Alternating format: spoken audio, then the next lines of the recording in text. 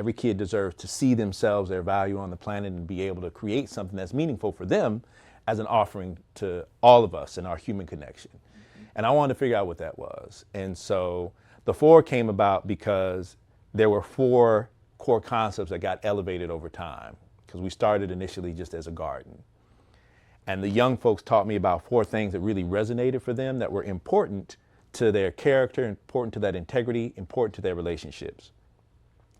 And so the first was personal responsibility, this recognition that, hey, it ends and begins with me. I have choices, even though things may have been stripped from me, things may have been taken from me, my biological family, my ability to choose where I'm going to sleep at night because I'm in a different foster home, my ability to choose my relationships, my family, right? Like those things may have been taken from me, but I still have this power of choice that is embedded within me. And that's my personal responsibility to exercise that. And then there's effective communication.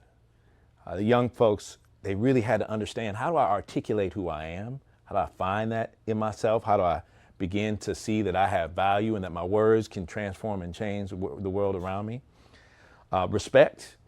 And so respect is really about them respecting themselves, respecting the environment around them, respecting the relationships of folks who come in there, right? Like you recognize that there's a lot of things that are going to happen that you can feel disrespected in those spaces.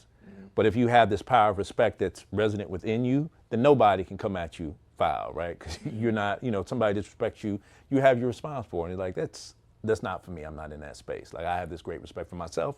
I'm respecting the world around me. I'm not going to engage in any disrespect. And then the last one, which I think is the most important, is the community as family. And community as family is really the core tenet of what we do at Peace for Kids. The idea here is that young people who have been separated from their biological family need a community of people who have like experience. And that when they come into that space, they are able to see themselves. They're able to, again, understand what their talents and their gifts are that they bring to the planet. They're able to nurture those gifts, and they're able to matriculate them in a way that makes them feel like they have power, agency, and dominion over this experience. And so community is such a profound and important part of our human existence, because without community, it's impossible for us to see ourselves, right? But it has to be community in which we feel valued, because people might say, well, yeah, these kids are in community, they have foster homes, they go to school, and say, yeah, they'll do all those things, but they don't see seen in those spaces because they can't be their natural identity of who they are. They can't elevate their experience in a way where it's like, I see you, I get what you're moving through, you know what I mean? And so that's Peace for Kids, man. I mean, people often ask me, like, what do you do? And the reality is we do whatever the young people say we need to do. Yeah. When I first started to volunteer, and I got around other volunteers that been here for a while, and I got around the kids, it felt like, you ever watched X-Men? Oh yeah, for sure. And you watch how like Professor X, he had this school of all these like people that were different, but for like good reasons. Right. That the world kind of outcast them, and so you meet people that had like interesting personalities, and the people that was assisting them also had interesting personalities that been volunteer for years. And it was like, when I was growing up, I always stood out. From where I'm from, I was like, they called me white boy growing up. They was like, oh, white boy, it's like, because I was like the only mixed kid in the neighborhood. Right. And which is cool, because you like, that's just what it is. Right. And so you actually get real comfortable with being different. Right. You accept that. You almost embrace it. Yeah. And but there's also the other aspect to it too, where going back to like that superhero villain role, where you can kind of almost go to that dark side. Right. And being different, sometimes you could feel like, well, because I'm different, I need to like hate the world for that reason. Right. And when I came for Peace for Kids, I realized like you guys leaned into the fact like, nah, being different is dope. Right. Like being different is like, that's a superpower. And that now part. We're gonna train those powers. Yeah. And so when I came here and we, there were all of these different activities. I think you guys had like, definitely had a garden, some physical fitness stuff going on. But the camping trip was where like really that was my first time camping. That's That was crazy. my first time actually being in the wilderness in a sleeping bag. I'm from Brooklyn, so it's like I'm like, yo, like, oh y'all, I'm thinking like we're gonna go in the cabin. Nah, bro. Y'all had the tents.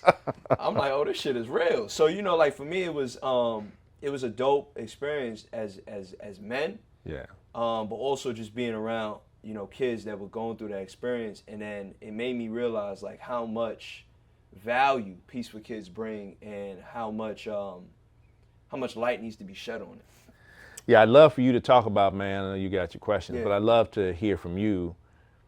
When you were going through that experience as a kid, and you had that moniker, you didn't internalize the difference. There was something about you that was like, this is something that I'm willing to embrace as part of my moniker and who I am. Yeah. And I can roll with that. Yeah, I think for me personally, when I was young, I went through so many different transitions. But as I started to, I think it's extremely important, and we'll just skip to it. We'll just dive into this conversation, which is identity and culture. So, from my experience of looking at from the outside in, looking at like the foster care system, and I look at whether it be from private agencies or state-funded agencies, and you look at how kids of all races go through the system, and whether it be black, white, Hispanic, and then there's cross-racial, adoption or foster care. For me, it was interesting because, my mom is black, my dad is white. On my mom's side, like I mentioned before, my grandmother, there's history that, my grandmother was a part of the Black Panthers, and like, so I'm very proud of being black. Right, you know what I right, mean? right. Like I've never been strayed away from that. Right. But, from the outside world, in terms of how people perceive you, and how society works, right? Like how others perceive you. There's a responsibility both when people adopt children or foster children from different cultures, from different races, in terms of how identities can be perceived. You could sit back and say, well, no, there's no such thing as color. Like you could kind of do that kind of narrative, but obviously, like there is. Like I remember one time, I'll share this with the audience because I think it's important. I'll never forget. I was young. I was like in junior high school, and I mean, like, I was on the top. Like, I mean, everything black. Like, I was reading Knowledge of Self, all that stuff, right? And because, like, your soul cries out for things. Right. Like, one thing about us as a people is that, it's in your DNA. Like, these powers, you know what I mean? It's like it's in you. Right. And the world can have influence on you to steer you away from that. Right. And unfortunately, we see this sometimes with people that are fair skinned and they walk the world a certain way, and they kind of forget, about their fellow brothers and sisters. That's, and this is historic, right? Like you've seen this with the house Negro and the field Negro, and you see how that has been, and this is still to this day, this is how this is. Yeah. But this is interesting to me because when you look at the foster care system and you look at how culture and how people take children that's in vulnerable situations, how it can also affect how a person identifies in themselves.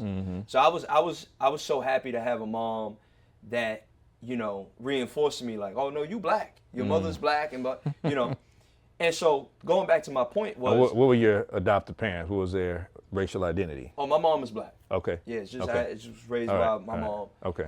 And